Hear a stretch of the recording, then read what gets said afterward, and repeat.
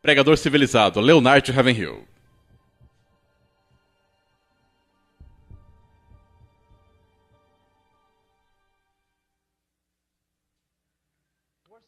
A pior coisa que pode acontecer a um pregador é ele se tornar civilizado. Ele não possui mais nenhum valor, nenhum valor. Eu escolheria Leonard Ravenhill no lugar de 20 calvinistas mortos. Uma coisa que sei sobre Leonard Ravenhill é que ele era perigoso. Ele era perigoso.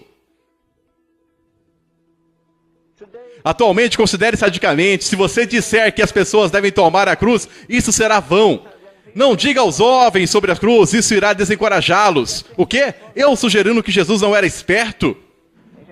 Se você quer ser meu discípulo, diga adeus ao mundo e tchau. Veja, quando as pessoas nascem de novo hoje em dia, elas não se separam do mundo. A maioria são como aqueles que seguiram os pastores que se desviaram em Israel. Tem um pregador local que diz que a história de Jonas é uma história de peixe. Mas é claro que é. Não é sobre um macaco, não é mesmo? Ele apenas se referiu que havia algo suspeito. Foi o que ele quis dizer, o que não é verdade. Porque Jesus disse, ele não nega a palavra de Deus. Um homem que nega a palavra de Deus deveria renunciar e vender hambúrgueres. Aquele que começou como um crente e se torna libertino deveria sair do púlpito. Eu o despediria se eu tivesse poder sobre aquele homem. Eu digo isso com todo respeito. Não é muito difícil fazer gravações e roubar as pessoas. Não é muito difícil fazer livros, escrever livros. Mas diga-me, onde está o homem que pode trazer fogo dos céus hoje em dia? Muita gente ouve nossas gravações e quase todo dia as pessoas nos escrevem perguntando: você vai escrever outro livro? Você vai nos dar um livro sobre cristianismo? Você vai nos dar um livro sobre adoração? Não é necessário muita coragem para sentar em uma escrivania e olhar para as referências em minha Bíblia e analisar coisas que nascem em meus pensamentos. Mas se eu estiver desviado do caminho, entende? Isso não significa basicamente crescimento de cinza, de podridão. Lembra-se da Igreja Católica Romana? Nós não temos falsos profetas. E o mormonismo? E os testemunhas de Jeová? Nós temos mais falsos profetas neste país ou na Inglaterra hoje em dia do que essas pessoas jamais ouviram falar. E você me diz que há um altar construído lá? Tem um guru que sai das paredes lá, toda hora do almoço, e amontoa 2.000 estudantes ao seu redor. Venha e sente-se ao redor desse paroleiro e escute. Como um homem ateu e herege pode magnetizar bases, vontades e costumes que nem Deus consegue? O apóstolo Paulo disse, a minha palavra não consistia em sabedoria persuasiva, de sabedoria humana, mas em demonstração de poder do Espírito Santo. Você sabia que quando ele caiu de joelhos antes, ele voltou e reconstruiu o antigo altar? Nós não queremos voltar para os velhos votos, velhos comprometimentos. Todos nós somos tentados a fazer coisas novas. O Senhor sabe que os quebramos, os votos, em algumas semanas. Cristianismo não foi medido pelo equilíbrio e expectativas. O cristianismo foi testado, julgado difícil e rejeitado. Alguns de nós vencemos isso e estou contente. Deixe-me dizer, eu sempre digo, eu não sei onde você está espiritualmente. Mas há alguns homens que andam com Deus, que não sabem o que poderia ter sido após anos se eles estivessem se cuidando. Sabe o que aconteceu? Quando eles nasceram de novo, foram colocados em um congelador. Há um velho ousado, o último da linha batista, Billy Sunday. Ele escreveu o prefácio para o meu último livro, é um grande personagem. E ele disse a algumas pessoas onde ele mora, em Greenville, Carolina do Sul.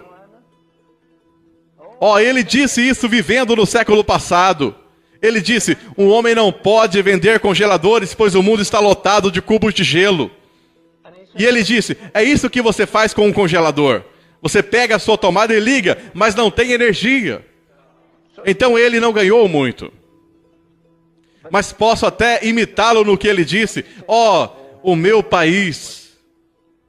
Nós temos os maiores congeladores na América. Eles possuem até compartimentos superiores neles. Não fui eu quem disse isso, mas sim um batista. Mas não os traga aos nascimentos e coloque-os em um congelador.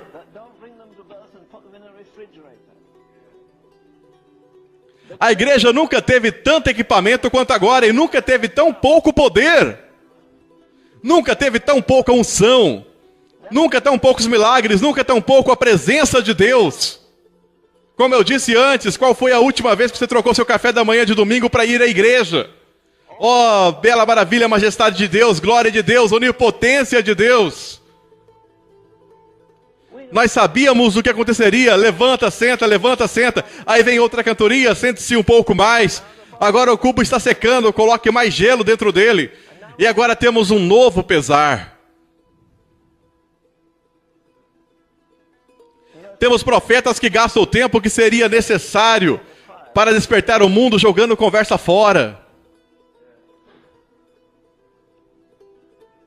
O que é ter todas as máquinas do mundo e você não poder controlá-las? Eu não me importo se você tem um Volkswagen ou mesmo um Rolls Royce. Tudo depende de uma coisa. Quando você se senta em um carro, você dá direção. Se o carro não liga, você está acabado. Mas você pode ter seguro, talvez o carro mais fino, com as melhores condições. Mas você precisa que ele ligue para poder dirigi-lo. Mas olhe para todo o equipamento da igreja. Se o fogo do Espírito Santo realmente veio sobre a igreja hoje em dia, nós poderíamos ganhar o mundo em 6 meses. Sem acabar com ele.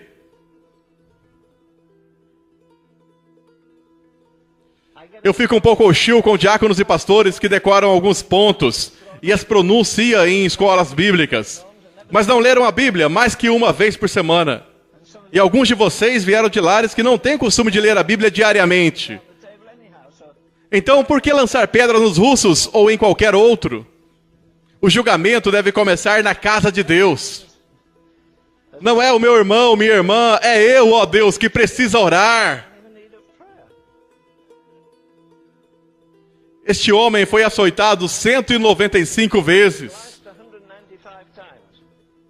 Ora, digamos, 5 vezes 40 menos 1 é igual a 195 vezes. 3 vezes fui açoitado com varas. 1 vez fui apedrejado. Eu não tenho nenhuma personalidade maravilhosa. Ele diz até para Corinto. Eu acho isso muito feio.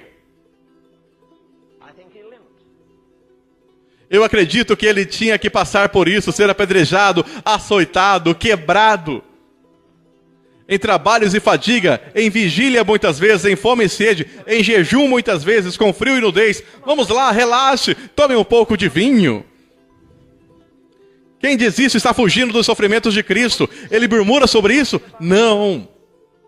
E diz, uma coisa não é dizer nada, e alguém para piorar as coisas.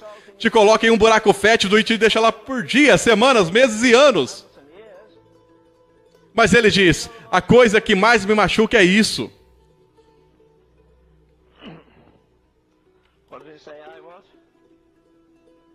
Aquele feiticeiro veio sobre mim. O que foi isso? Você se lembra? Aquele feiticeiro veio sobre mim diariamente. O que é? É o terror de todas as igrejas. Você acha que tem problema com seus filhos? E quanto ao homem com várias igrejas para cuidar, de volta de viagem, sem revelação, por ainda não tinha Bíblias.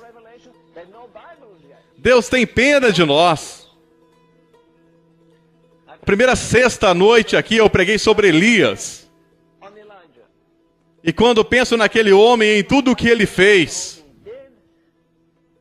sem nunca ter tido uma Bíblia, todos os heróis arrolados em Hebreus, nenhum daqueles homens tiveram uma Bíblia. E você e eu temos tudo o que Deus tem para dizer ao mundo.